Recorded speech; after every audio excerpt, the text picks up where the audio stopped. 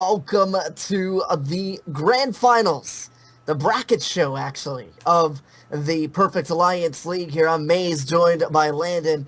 And Landon, we have been waiting for quite some time We here. have. Servers have been down, unfortunately. We've been kind of just taking our time, getting ready for the matchup that is yet to happen. We're still thinking on the positive side. We want the stream obviously and the game the series to happen, but we'll be bringing you guys a pre-show. We'll see what happens, but we'll still be giving you guys a little bit of a breakdown for what you guys are getting ready to see. Yeah, possibly Yeah, soon. yeah, absolutely. We don't obviously know when that is going to start as far as the servers being addressed. Obviously, Activision has been on that, and they have been addressing those issues as far as we know. But we've got some interesting things to break down here because a lot of you guys have been keeping an eye out throughout the season here, and we had some exciting matchups earlier on to really set the tempo for these playoffs. And of course, the top five teams of season one ended up going head to head in this competition. And it was really interesting to see how these seeds were really going to affect how these teams played throughout here, Landon. It will indeed. I'll go and go over the overall settings for you guys if you don't mind. Of course, we're going to start with Onslaught in that fifth spot, going 9-9. In that fourth place spot, we had Kingdom Esports, who ended up placing 10-8. In third spot, we had Team Vigor, who ended up placing through 11 or an overall record being 11-7. In that second place spot, we had Earthroot Gaming, who placed through 11-7. And in the first spot, of course, it is EZG, who ended up having a 13-5 overall win-loss record. Definitely, in the games that we casted over yesterday, living up to that role, and honestly played fantastic when it came to just about every single map. I think the searches were in some cases close to kind of talk about some of these teams off the bat. The searches were close, but the respawns were absolutely stellar, and it definitely lived up to be one of the most talented teams in respawn when it comes to every team here in the Perfect Alliance League. Absolutely. I mean, when you have a map win percentage that is as high as EZG had throughout the season, you definitely favor them. They not only had a 72.2 win percentage as far as their win-loss overall was concerned in series count, they were 47-23 in map wins and losses, and of course a 67.1% for the map wins. So that is a very, very good statistic considering that they started near the bottom of the season. I believe they started the season 0-2 before they started having some success later on. So at one point, maybe they were even 1-3.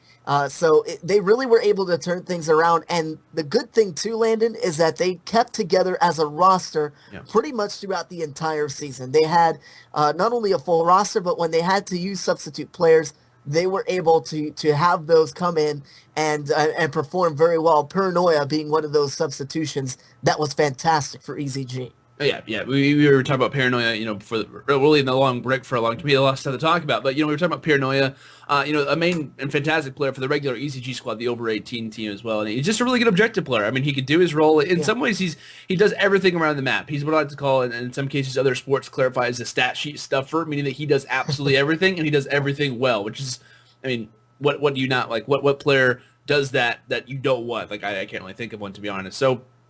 I mean, EZG have had a stellar performance of the entire season. Like I said, we got to watch them and got a lot of love to see how they would play, and they lived up to the hype. And like you mentioned, they were very consistent throughout the season. Had a little bit of a rough start, but once they started going, That's to say the least. But we're going to talk about. I think we're going to move on to our next team, which is actually going to be Earthroot. Now we were kind of talking about them. They were kind of placed already down there. They ended up beating Onslaught, which in some cases is a surprise. It's not really a surprise. Charn America, at least in my opinion, really really good amateur players, and in some cases they weren't really kind of able to bring that squad back alive. They ended up losing to Earthroot. They let her go down and be eliminated from that.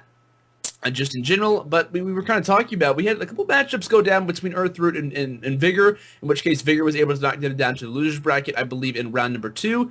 They ended up going up against Kingdom, in which they 3-0 them. There was a triangle type of family tree going on where these things just really didn't match up. But and one of the games that we were going to cast over last night, but I believe, or actually before this game, we didn't really have time to stream it, of course, and it was actually Vigor who ended up knocking them out, giving Earthroot that third overall spot. Yeah, that actually happened at 5 p.m. Eastern Standard Time, and where we saw that that elimination actually did take place there as far as Earthroot Gaming is concerned. I will mention too that Earthroot Gaming, that organization, was actually not the org that this roster was playing under at the beginning of the season. It actually was Phoenix that was the organization where this roster was primarily playing for throughout pretty much the entirety of the season. And they were kind of struggling for quite some time in the standings. They were trying to get to the middle of the pack there, but fortunately they were given some handouts as some of these teams ended up losing their complete rosters and having to drop out of the league mid-season, forcing their standings to improve. And then they started to get on a little bit of a win streak as well. Yeah, and we kind of, that was kind of the story of the season. In some cases, you'd see a team kind of rise to the ranks and the roster just doesn't stick together. Teams like Vanquish and also teams like Jester as well, who just kind of had a lot of internal issues. I know there was plenty of other rosters that had a couple of issues here and there, but it seems like the rosters that kind of stayed through the entire thing had the most success. Not that's kind of like an obvious statement, but in some ways, some rosters, I mean, get rid of a player, pick up one, you're good to go, and that's kind of a hard thing to do in some cases. But we saw a lot of these rosters sit together, and when they did, they had a lot of success to say the least. So. Now that we've kind of talked a little bit about Earthroot, we can kind of move on to our third spot team, which is going to be Team Vigor. We got to watch them play against EZG. It was a 3-0, but by no means was it a blowout in some cases. Yeah. It was a pretty good game. Vigor had a couple issues in those first respawns. I believe the Stronghold Hardpoint was the game that we kicked off with. In some cases, didn't use their specialists to probably the best ability I think they could have. But EZG, like I said, the Kings of Respawn, I believe, is the quote that you kind of made last night. And to be honest, they absolutely showed that Vigor just was not able to hold on to them. And then they later faced off against Earthroot, I believe, for their second time. The first matchup was obviously in round 2. That's the matchup that Earthroot went down to the losers bracket. Vigor moved on. Vigor 3-0's Earthroot. They meet up again down in the losers bracket, decide who goes to the grand finals. Vigor yet again does it 3-0. Yeah, they're a fantastic team as well, and they deserve a lot of credit. Obviously, Profizi coming back to play for his old lineup. He was on Team Vigor going into UMG South Carolina.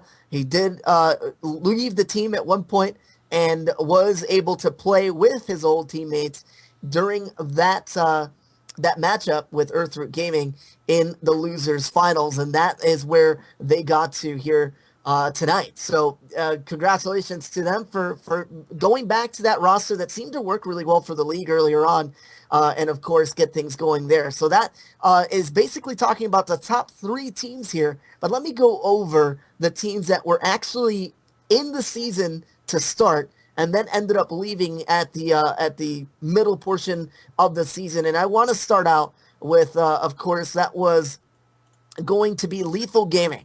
They definitely were one of the best teams in the league at that particular time. And honestly, it was exciting to be able to watch them and to cast over them. They were undefeated for the first 8 matches that they had.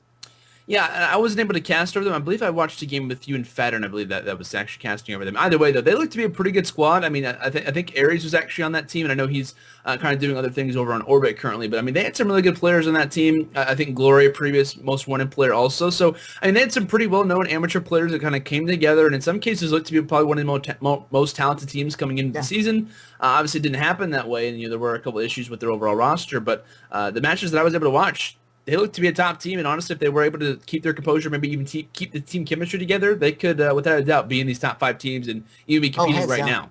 Yeah, absolutely. I completely agree with that. Another team that was one of those top contenders for the majority of the season early on was Team Vanquish. Of course, at the start of the season, it was actually Johan, who is now with Team Vigor, that qualified with Vanquish at the start of the season, which was actually interesting. The only player in the league to qualify with 2 different rosters was Johan. So a lot of credit to him and sticking out with rosters and figuring out what worked best. Of course, that was a great team that unfortunately we had to say goodbye to in the middle section of the season as well.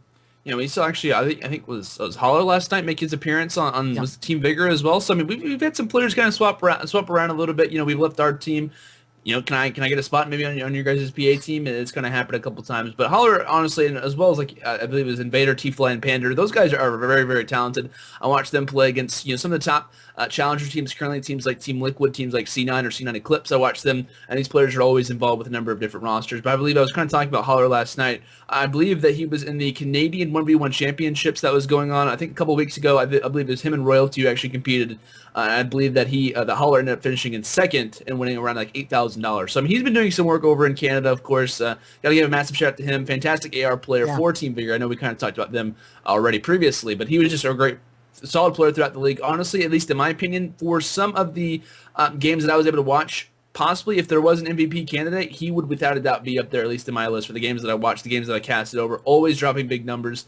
And really, if they didn't win a game, he was always bringing the team back. And if it was a close game, he was the guy leading the charge. You're absolutely right. He was one of those players that definitely made a difference there under that roster. And, he's continuing to do things for other teams that he's competing with. Of course, one of the earliest teams to unfortunately leave the season, I believe they were 0-6 at one point, unfortunately, due to some of the issues with the roster not being able to compete for some of those matches. They had a lot of forfeits throughout. Was Jester Esports, of course, very excited, to have them on early on in the season. And unfortunately, we did not really see them live up to the hype throughout. Of course, schedules definitely can be an issue at times, but that roster was a good qualifying roster, to say the least. They had Johnny, they had Nihil, they had Realize and Chance. Those were the original ones that qualified there.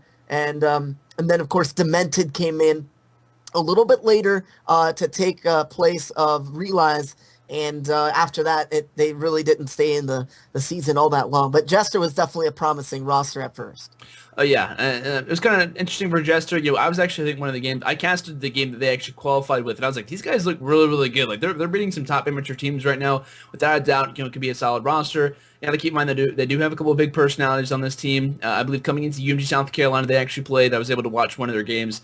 Not Castro, but I believe maybe I might have done an analysis. I honestly can't remember, to be frank with you. But that was during the time where Nelson was kind of joining the team. That he went to, I believe, MW at the last second. Then they ended up adding, I think it was either Johnny or Chance. I think it was Johnny at the time. But either way, a pretty good team. It was kind of unfortunate. They did have those internal issues, but that's the issue with Call of Duty. It's a lot about mental. It's a lot about the outside game.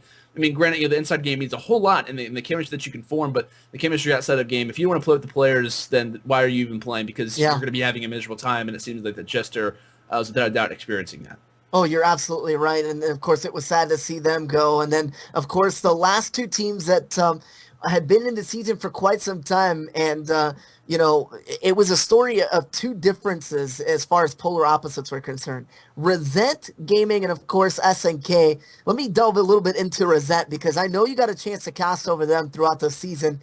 These guys were absolutely monsters when it came to Respawn, another team that was very, very good and was right up there with the likes of EZG. And in fact, the last match they were able to play was Resent and EZG before their team ended up disbanding and disqualifying themselves from the season. But Fraxel, Cross, Simp, and Brawlic, it was an incredible roster. Of course, Infamous ended up coming in to replace Cross in the middle of the season there.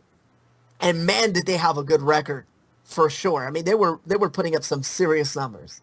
Yeah, I was able to watch. I was able to watch a couple of their games. Got to spectate over a little bit. I don't really remember too much about this team. I do remember the names, of course. Crossup and Fraxel, especially Fraxel. But I think he's more of like an AR player, if I do remember correctly. But these guys look to be pretty good. I know we casted over. I think they had some really close games whenever they were coming to the qualifiers.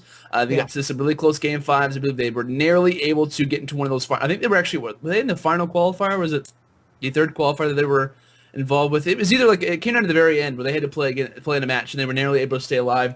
Then they went to the finals to decide that last and final spot, and I believe they ended up winning that. At least when I saw this team play, it was a very close situation. I believe also we saw Resent New York play along those lines. So they had two different squads coming to play. It was Resent Gaming, the regular team, who ended up qualifying.